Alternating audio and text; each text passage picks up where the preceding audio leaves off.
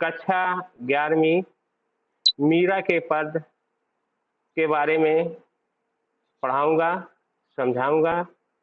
मीरा के जो पद हैं, मीरा के जीवन परिचय है, उसके बारे में आपको बतलाने जा रहा हूँ। मीरा का जीवन परिचय के बारे में मैं आपको बतला रहा हूँ। कृष्ण भक्ति कवियों में मीराबाई का प्रमुख स्थान है। उनका जन्म 1498 ईसा में मारवाड़ रियासत के कुंडकी नामक गांव में हुआ। इनका विवाह 12 वर्ष की आयु में चित्तौड़ के राणा सांगा के पुत्र कुंवर भोजराज के साथ हुआ। शादी के 7-8 वर्ष बाद ही इनके पति का देहांत हो गया। इनके मन में बचपन से ही कृष्ण भक्ति की भावना जन्म ले चुकी थी, इसलिए वे कृष्ण को अपना आराध्य और पति मानती रही। इन्होंने देश में दूर दूर तक यात्राएं की। चित्तौड़ राजघराने में अनेक कष्ट उठाने के बाद ये वापस मेड़ता आ गई। यहाँ से उन्होंने कृष्ण की लीला भूमि वृंदावन की यात्रा, जीवन के अंतिम दिनों में द्वारका चली गई। माना जाता है कि वहीं रणछोड़ दास जी की मंदिर की मूर्ति में वे समाहित हो गई। इनकी मृत्यु 1546 ईस्वी में माना जाता है। इनकी जो प्रमुख रचनाएं थी, मीरा ने मुख्यतः स्फुट पदों की रचना की। ये पद मीराबाई की पदवावली के नाम से संकलित है। दूसरी रचना नरसिंजी रो माहेरो है। मीरा सवगुण धारा की महत्वपूर्ण भक्त कवित्री थी। कृष्ण की उपासका होने के कारण इनकी कविताओं में सगुण भक्ति मुख्य रूप से मौजूद है, लेकिन निगुण भक्ति का प्रभाव भी मिलता है। संत कबीर रैदास उनके गुरु माने जाते हैं। इन्होंने लोकलाज और कुल की मर्यादा के नाम पर लगाए गए सामाजिक और वैचारिक बंधनों का हमेशा विरोध किया। इन्होंने पर्दा प्रथा का पालन नहीं किया तथा मंदिर में सार्वजनिक रूप से नाचने गाने में कभी हिचक महसूस नहीं की। मीरा सत्संग को ज्ञान प्राप्ति का माध्यम मानती थी और ज्ञान को मुक्ति का साधन। निंदा से वे कभी विचलित नहीं हुई। वे उस युग के रूढ़िग्रस्त समाज में स्त्री मुक्ति की आवाज बनकर उभरी।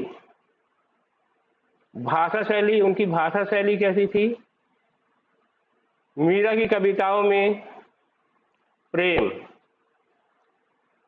की गंभीर अभिवेदना थी, उसमें विरह की भी वेदना थी और मिलन का उल्लास भी था।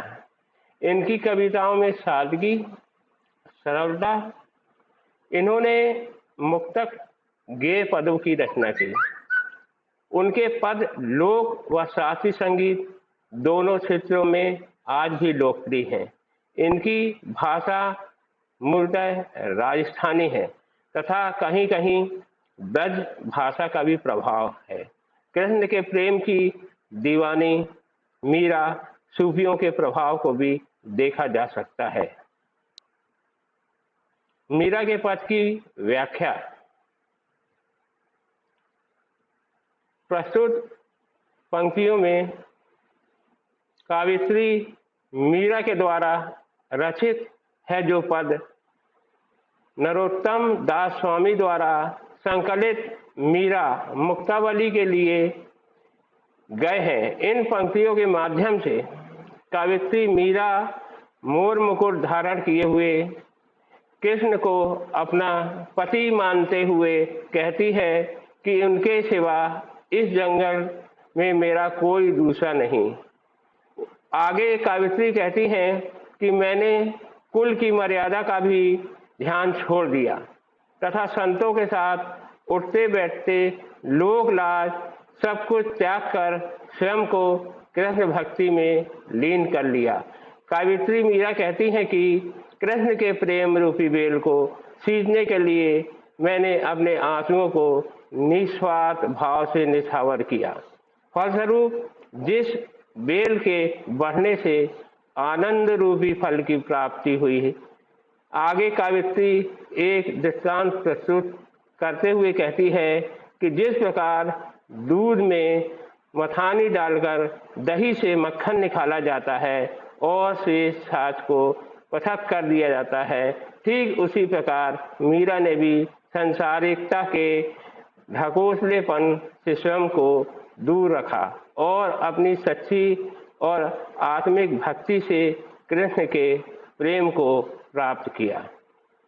आगे कावित्री मीरा कहती हैं, जब मैं भक्तों को देखती हूँ तो मुझे प्रसन्नता होती है और उन लोगों को देखकर मुझे दुख होता है जो संसारिकता के जाल में फंसे हुए हैं। मीरा खुद को श्री कृष्ण की दासी मानती है और श्री कृष्ण से स्वयं का उद्धार करने की कामना करती हैं।